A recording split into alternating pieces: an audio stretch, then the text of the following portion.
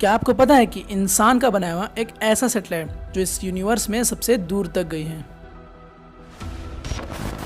और क्या आप ये जानते हो कि एक समय प्लूटो हमारे सोलर सिस्टम का 9वां नहीं 8वां ग्रह हुआ करता था? और कभी आपने ये सोचा है कि एक इलेक्ट्रॉन की एज कितनी होती है? आज के इस एपिसोड में आप स्पेस से रिलेटेड कुछ ऐसे फैक्ट जानने वाले हो जिसे सुन के आपका दिमाग हिल जाने वाला है। और हाँ दोस्तों, वीडियो के एंड में आपके लिए बोनस फैक्ट भी है, इसलिए इस वीडियो को बिना स्किप किए अंत तक जरूर देखेगा ताकि आप कोई भी अमेजिंग फैक्ट इस वीडियो में मिस ना कर सको।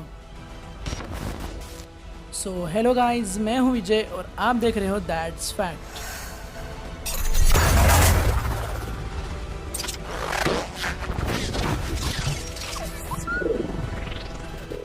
Fact number 10। दोस्तों, क्या आपको पता है कि 1962 में अमेरिका ने स्पेस में हाइड्रोजन बम का विस्फोट किया था। मतलब उन्होंने स्पेस में एक न्यूक्लियर वेपन का टेस्टिंग किया था जो कि इतना पावरफुल था कि आप इससे अनुमान लगा सकते हो कि 6 अगस्त 1942 में जब हिरोशिमा और नागासाकी में बमबारी हुई थी तो उससे करीब 100 गुना ज़्यादा शक्तिशाली था। जी हाँ दोस्तों, लिटरली में 100 टाइम्स पावरफुल वेपन था वो। Fact number 9। दोस्तों, सेल्फी लेना तो आजकल बहुत ही आम बात हो चुकी है और अगर यहाँ बात स्पेस की हो रही है तो क्या आपने कभी सोचा है कि सबसे पहले स्पेस में सेल्फी किसने ली थी? तो वो सेल्फी 1966 में बज़ एल्ड्रिन द्वारा खींची गई थी। अब आप बोल रहे होगे कि इसमें कौन सी बड़ी बात है? तो दोस्तों, अमेजिंग फैक्ट तो ये है कि अगर इस फ़ोटो की प्राइस की बात की जाए तो अभी इस फ़ोटो की जो प्राइस है वो टोटल 6 लाख रुपए है। Fact number 8। दोस्तों, क्या आपको पता है कि इंसान का बना एक ऐसा सैटेलाइट जो इस यूनिवर्स में सबसे दूर तक गई है और उस सैटेलाइट का नाम है वॉयेजर 1 सैटेलाइट, जो अभी हमसे करीब 21.7 बिलियन किलोमीटर्स दूर है।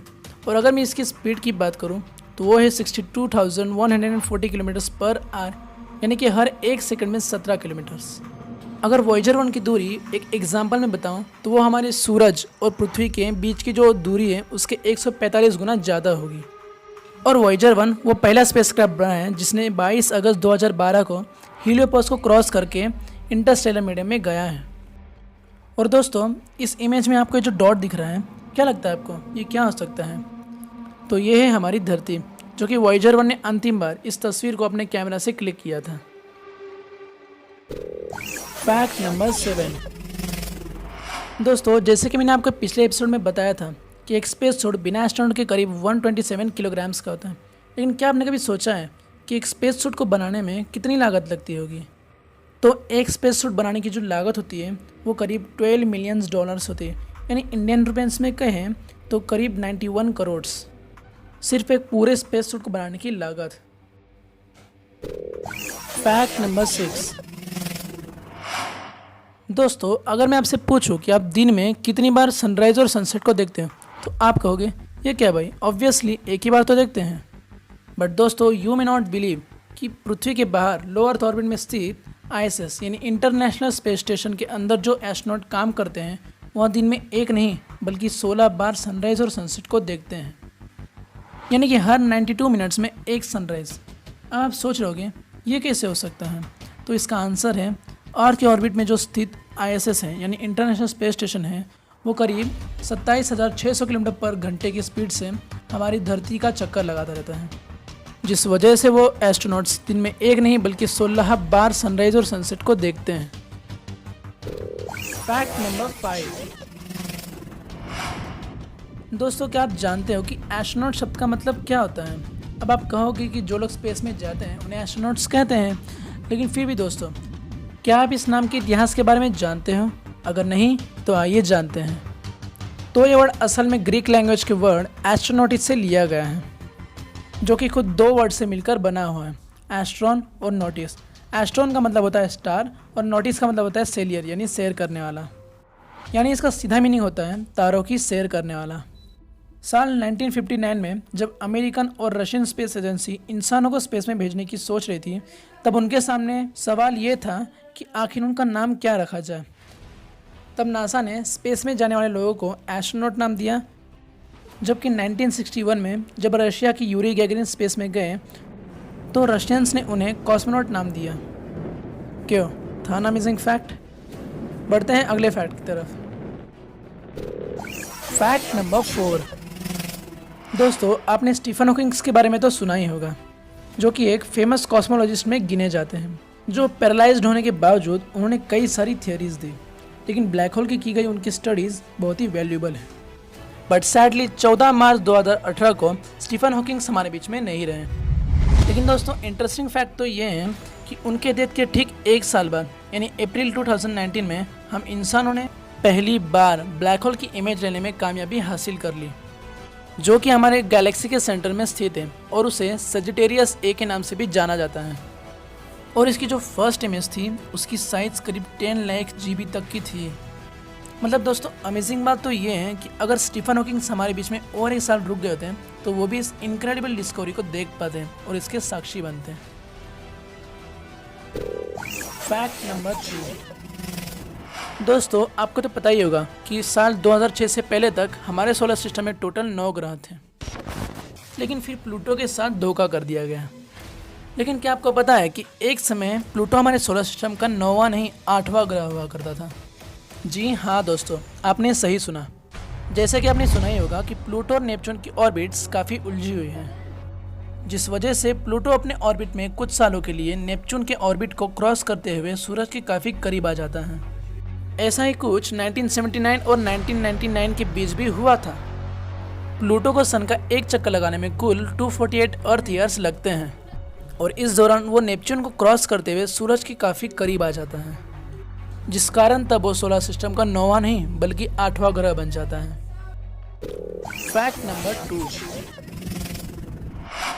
दोस्तों, आपको तो पता ही होगा कि सूरज से धरती तक सनलाइट को आने में लगभग 8.20 सेकेंड्स लगते हैं।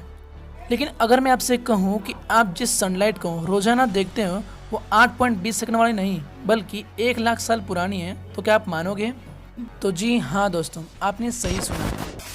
सूरज के सरफेस से धरती तक सनलाइट को आने में करीब 8.20 सेकंड लगते हैं, लेकिन खुद सूरज को ही प्रकाश बनाने में यानी उस लाइट को उसके कोर से लेकर उसके सरफेस तक आने में लगभग 1 साल लग जाते हैं।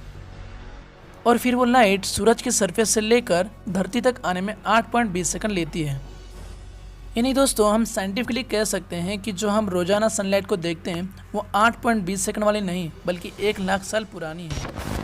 दोस्तों, आगे बढ़ने से पहले अगर आपने हमारे चैनल को पहले से सब्सक्राइब किया हुआ है तो थैंक यू वेरी मच, और अगर नहीं किया हुआ है तो कर क्या रहे हो यार, जाओ उस लाल सब्सक्राइब बटन को पहले ग्रे में कन्वर्ट कर दो और बाजू में एक बेल आइकन भी आएगा, उसे प्रेस करके ऑल पे सेलेक्ट कर दो, जिससे मैंने आने वाली वीडियोस की नोटिफिकेशन अपलोड होता है आपको तुरंत मिल जाए। Fact number 1। दोस्तों, आपको तो पता ही होगा कि ये पूरा यूनिवर्स एटम से बना हुआ है, यहाँ तक कि हम इंसान भी एटम से बने हुए हैं। और उस एटम में जो ये इलेक्ट्रॉन होता है, जो कि एक सब एटॉमिक पार्टिकल होता है, जिसका रेडियस करीब 2.81 इंटू 10⁻⁻15 मीटर्स होती है। लेकिन क्या आपने कभी सोचा है कि इलेक्ट्रॉन की एज कितनी होती है? मतलब एक इलेक्ट्रॉन कितने साल बाद डिस्ट्रॉय होता है? तो इतने छोटे साइज़ का पार्टिकल आखिर कितने साल तक जिंदा रहेगा? 1 साल, 2 साल, और क्या? अगर आप भी ऐसा सोच रहे हो तो आप गलत सोच रहे हैं, क्योंकि अब मैं जो आपको बताने जा रहा हूँ उससे आपका दिमाग हिल जाने वाला है। साइंटिस्टों के अनुसार माने तो एक इलेक्ट्रॉन की एज करीब 66,000 योटा ईयर्स होती है। अब आप कहोगे कि योटा ईयर्स क्या होता है, तो मैं आपको बता दूं कि 1 योटा यानी 10⁻28 ईयर्स होती है। अगर इसे कंपेयर हमारे यूनिवर्स के एज से करें तो हमारे यूनिवर्स की करंट एज सिर्फ 13.8 बिलियन ईयर्स ही है, यानी उससे करीब 5 क्वांटिलियन ईयर्स गुना ज़्यादा। और यहाँ पर एक क्वांटिलियन का मतलब है 10⁻18 ईयर्स, यानी कि 10 के आगे 18 जीरोज। अब आप समझ ही गए होंगे कि एक इलेक्ट्रॉन की एज कितनी होती है। अब चलते हैं बोनस फैक्ट की तरफ। दोस्तों, इस इमेज को ज़रा गौर से देखो, क्योंकि इस इमेज में बताया गया है कि जब 2 स्टार्स एक साथ कोलाइड होते हैं यानी कि एक साथ मर्ज होते हैं, तब एक नए स्टार का यानी एक नए थिंग का जन्म होता है। जैसे कि फर्स्ट इमेज में दिया हुआ है कि जब 2 वाइट ड्वार्फ एक साथ मर्ज होते हैं तब एक न्यूट्रॉन स्टार का जन्म होता है। अगले इमेज में बताया हुआ है कि एक न्यूट्रॉन स्टार और एक रेड सुपरजायंट जब एक साथ मर्ज होते हैं तब थोरेन जेड को ऑब्जेक्ट में तब्दील होता है। और फाइनल इमेज में बताया गया है कि जब 2 न्यूट्रॉन स्टार्स एक साथ मर्ज होते हैं तब बनता है द ब्लैक होल, यूनिवर्स के सबसे मिस्टीरियस ऑब्जेक्ट्स में से एक। आई होप दोस्तों आपको इस वीडियो की इन्फॉर्मेशन पसंद आई होगी और थैंक यू गाइज आपका कीमती समय देकर इस वीडियो को अंत तक देखने के लिए। कमेंट करके ज़रूर बताना कि वीडियो आपको कैसी लगी। पसंद आई हो तो लाइक ठोको यार। और हाँ दोस्तों, इस वीडियो को ज़्यादा से ज़्यादा शेयर कर दो, क्योंकि नॉलेज तो बांटने से ही मिलता है ना मेरे दोस्तों। मैं मिलूंगा आपको ऐसे ही अमेजिंग और इंटरेस्टिंग वीडियोज़ में। तब तक के लिए bye and thank you for watching.